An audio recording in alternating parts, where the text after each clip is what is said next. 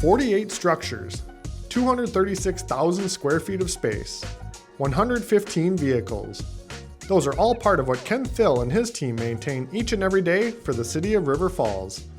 As the facilities and fleet manager for the city, Ken is responsible for keeping all city buildings and the fleet vehicles running smoothly, both for the employees who utilize them, as well as the public who visit city buildings.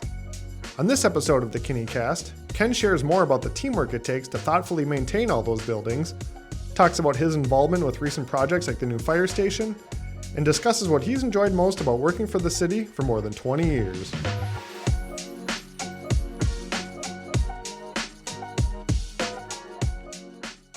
Hi everybody, thanks for tuning in to another episode of the Kinni Cast. My name is Tyler Mason. I'm the communications coordinator. Today we're going to be talking about facilities with our facilities and fleet manager, Ken Thill, who's kind enough to join us on the podcast today. Ken, how are you doing? Not too bad. How about yourself? Doing well. Glad to have you here and excited to learn a little bit more. Good to be here. Yeah. Well, let's start with you and kind of your origins with the city. You've been here, I think, over 20 years now. How did you originally end up working for the city of River Falls? I came from the airport, the Metropolitan Airport Commission, and I started here in 2005, October of 2005. Okay. I worked in the streets department when I started here. I went into building maintenance around 2009 when City Hall was built. Okay. Or just before. And then in 2015, I was promoted to lead, so building maintenance lead, which is like a foreman. And then in December of 2025, I was promoted manager, facilities and fleet manager. So yeah, 20 years has gone fast. What were you doing at the airport before this? I was in field maintenance. Okay. Plowing runways and taking care of the airport. Gotcha. A little bit different than working for city government. A lot of it. It's government. Yeah. It was government, but it was a lot different. You know. Sure.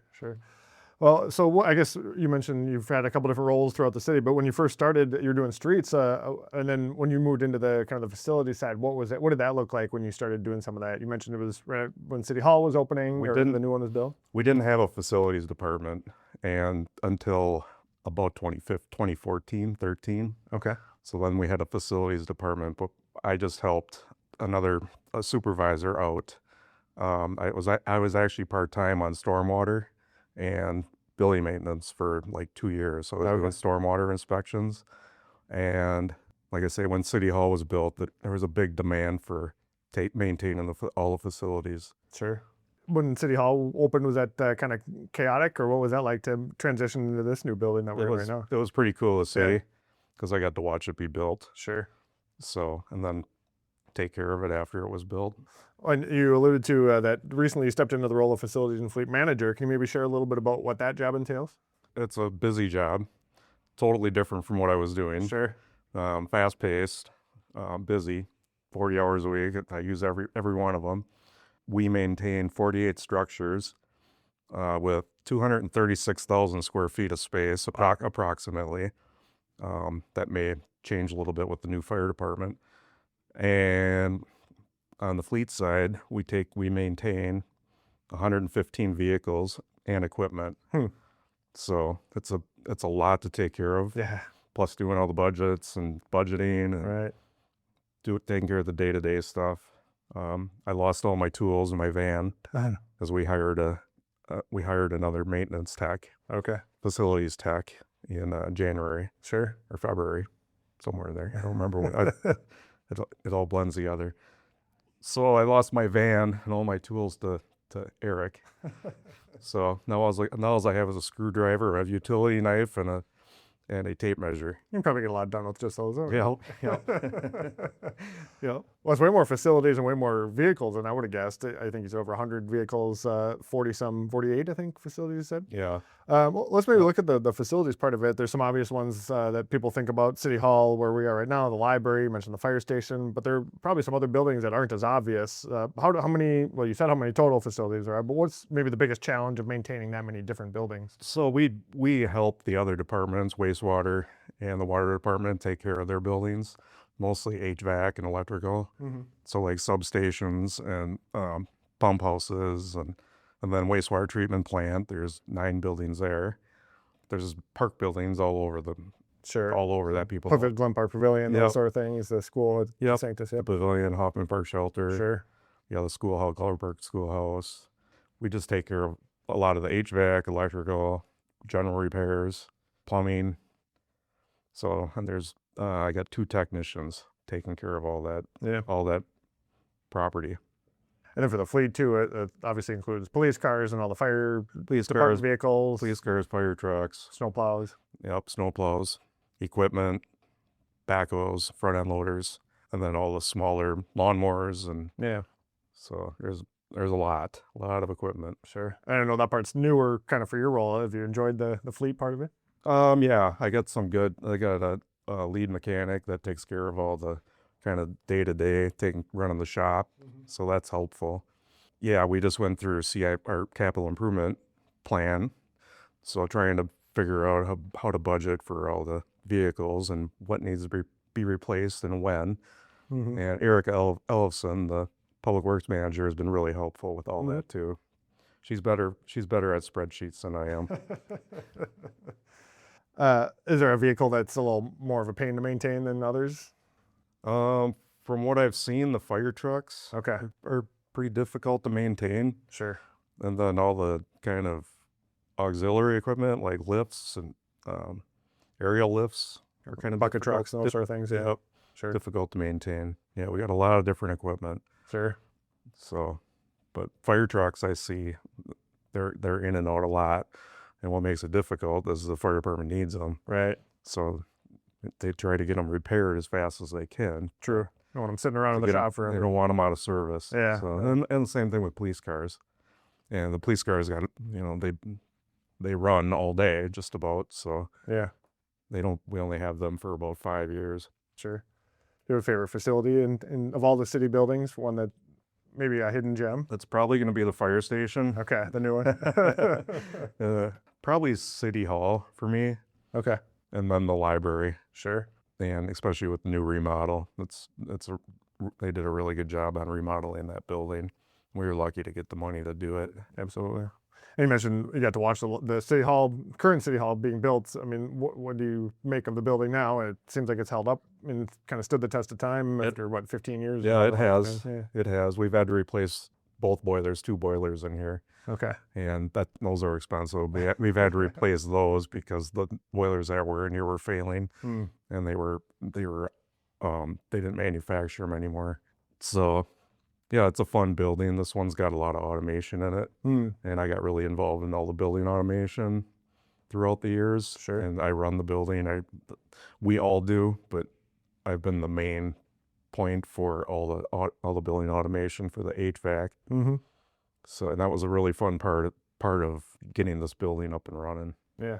Are there maybe some things that River Falls residents use every day, a facility or something that they might not realize is maintained by you and your team? The park buildings, Sure. pavilion, Yeah. and the Hoffman shelter, and like I say, the Glover schoolhouse, and we get help by the park crew, Mm-hmm. Irv and the guys. But yeah, we take pride in making sure those buildings look good. Right now, the Glen Park Pavilion is getting stained on the outside. Okay. So we have it reserved all week for facilities to do that staining, and it looks really nice. Yeah. What they got done so far. And you guys help out with the pool stuff too a little Yep. bit? We take care of all the mechanicals on the pools, Okay. pumps, piping, boiler. We installed a new boiler there last year. We replaced about a 35-year-old boiler and put something a little more, doesn't use as much gas. Sure. A little more energy efficient. Yeah. So yeah, we did that project last year. Then we had some pool plumbing issues this year that we had taken care of, and reduced water usage by half. So we had some pipe leaks under the decking. So yeah, the pool's fun to take care of, and it's nice to walk by there. You put a lot of money into it. Right. It's very expensive to run, but it's nice to walk by there during the day, in the park during the day, and see all the kids in there enjoying it. Absolutely. And they're not sitting at home staring at their cell phones. Right. So Yeah. I mean, it's an asset to have that in this community. It You don't is. see too many outdoor public pools like that. especially one that old. Right. Yeah. How old is it now? I think it's 1929. It's almost 100 years then, yeah. I'm not real sure, but I think it's 1929. I've seen some of those historic pictures of the pool from, I don't know, the 40s or 50s or something like that. And those are always fun to see. Yeah, it's crazy that we still have it. Yeah. And it's still operating. Yeah. Well, you guys are keeping it well maintained, so Yep. that's key. Yep. You alluded a little bit to some of the newer, I guess, renovations. The library just is basically wrapped up with its renovation. The fire station is ongoing right now. Maybe share a little bit about your involvement with those, because I know you and I crossed paths when I was over there. But let's maybe start with the library. What was your role in that, and kind of helping, Tanya, and helping all the contractors, and just kind of. As far as the library, I wasn't on the construction team. Sure. Because I came in late.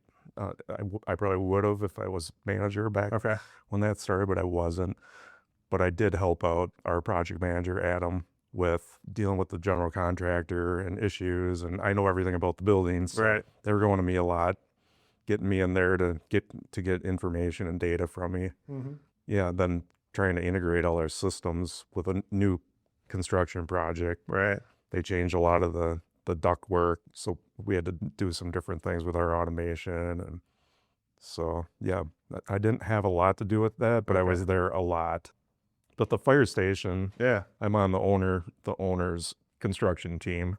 So every Wednesday we have a meeting, and we meet the architects and the contractor and discuss the building and timelines, and if we're on schedule, if we're not on schedule, and what's happening this week and what's happening next week. So it's been a really fun project to be a part of and watch. As you know, I caught the last roof span going in and being installed. And that was really neat. And I caught the first one too, going up. So I caught it. It was amazing to watch. Probably about 10 guys erect a building in 2 weeks. Yeah, it went up fast. Yep. And the whole envelope is there. It went up so fast. It was really fun to watch. I've never watched one of them buildings be built. So. Yeah. And you mentioned you were there. You got some video for me, because I couldn't quite get there in time. You got video of the last beam going in, so I owed you a video credit. I never got royalties for that. I haven't got royalties for that yet. I'm still waiting. Checks in the mail. I'm still waiting. Well, from a fire station standpoint, I mean, what, in a facility standpoint with that building, what is that going to mean to have this brand new building? Obviously, the library had renovations and was modifying the current building, but to have brand new space starting from scratch, what is that going to mean? Well, the old public safety building was old. That was built in the 50s. It was small. There's corners everywhere. When the police department was in there, it ran, but it didn't run efficiently. I've heard it was like a maze. It was like a maze in there. All the mechanicals were old.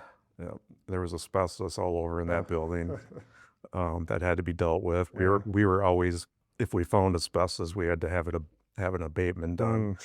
So it's going to be nice to lose that building. I didn't shed a tear when it came down. You didn't take anything for a memento? I did not. I did not. So it's going to be a nice replacement. I think they really designed this fire station to be really functional, and doing it on the same footprint, that on that corner on Elm and Second. It's gonna be nice. It's gonna be modern. The mechanicals look pretty good. All the air handlers and a boiler system and automation. We're gonna be able to watch that building and control do building automation with the HVAC equipment, and it helps you save energy. It saves taxpayer money and the city money. So there you go. I assume it just being the nature of a fire station, there's probably some unique kind of things and quirks about the building itself that you're kind of going to be helping with or responsible for, ventilation, those sort of things like that. Is it some of that sort of thing that goes into it too? Yeah, because we'll be maintaining all that. And it's nice because there's going to be an elevator going to the roof. Or going up to a room where we can go on the roof. We don't have to climb a ladder anymore to get up there. 3 floors, Yeah. So the old building, we had to climb up a ladder, climb up the radio tower to get up on the top of the building. So it's gonna be nice to have an elevator right up to work on the equipment. Yeah, there's a lot to it. There's a lot of exhaust fans and makeup air units for there's a hose drying tower. So they're gonna pull their hoses up and hang them, and then they dry them. And there will be an exhaust unit and a makeup air unit that dries those hoses. Right now they put them in a great big, it's like a big oven, and they literally bake the hoses. Interesting. Yeah, this is a better way of doing that. So I didn't realize that's what they did for that. Yeah, there's a great big cabinet oven that they put them in. To convert it to a pizza oven or something. Yeah, maybe. Or a smoker. There you go. Well, a couple left here for you, Ken. So as we mentioned, it's been 20 years or over 20 years that you've been with the city now. You've gotten to know and work with a lot of people. What has that meant to you to work here for that long and just to develop those relationships over the years? Well, I've seen the city evolve from when I started here to now. It's completely different. Yeah. The city used to be very siloed, so there'd be the departments didn't really intermix, and that was just the culture back then. That's all. That, people work in City Hall, People worked at Public Works, they were at the Public Works building, right? And they didn't really commingle. We didn't have all the get-togethers and all the fun stuff that we do now. It's a totally different culture, and it's for the better. Yeah. I mean, when Scott came on in 2009 is when we really started to see a change and get out of that mentality. So, and everybody just gets along at the city so well. We put customer appreciation event together, and we all do that as employees. Yeah, which is coming up August 5th. Yeah, put a shameless plug in there for you. Yep, there you go. So it's just a different culture from when I started here, and I got to watch it all evolve over the 20 years. Sure. I'm assuming you've seen the city at large kind of evolve over the last 20 years too, though. Yep. Yeah, it really has. The city's getting bigger. Yeah. And there's a lot of people taking care of it, and there's probably gonna be a need for more down the road because they keep doing annexations, adding roads and structures. So more buildings for you to maintain. Yep, absolutely. We can do it. Yeah, exactly. As long as everyone's happy with my long work order list. Well, the last question for you, and this is the one that everyone on the podcast gets at the end, is what impact do you hope your work will have on the people of River Falls? I'm pretty conservative with money, so I'm hoping that I can, when I'm spending money, I'm always mindful of how I'm spending it, and that's the impact I'd like to really make, is to make sure I use taxpayer money and be reasonable with it. Sure. So other than that, keep the buildings maintained and looking nice. We take a lot of pride in the buildings. All the facilities does. Absolutely. So, yeah, me, Tom, and Eric really enjoy taking care of these buildings and making them look good for the public. Yeah. Yeah. Shout out to Tommy and Eric as well on your team. And the employees. Yeah. And we don't deal with the residents very often. They don't really see us. They don't know what we do. We're more serving to the employees that work here. So it's nice to be able to take care of your fellow employees and make sure they're happy. Yeah, no, I appreciate the work that the three of you do and keeping everything nice and work in order. And I appreciate you being on the podcast today, Ken. Yeah. Thanks for having me. Absolutely. That was Ken Thill, our facilities and fleet manager here with the City of River Falls. Again, if you haven't subscribed to the podcast yet, be sure to hit the subscribe button wherever you get your podcasts, on Apple Podcasts, Spotify. You can find it on the city website at rfcity.org. But until next time, have a great day, River Falls.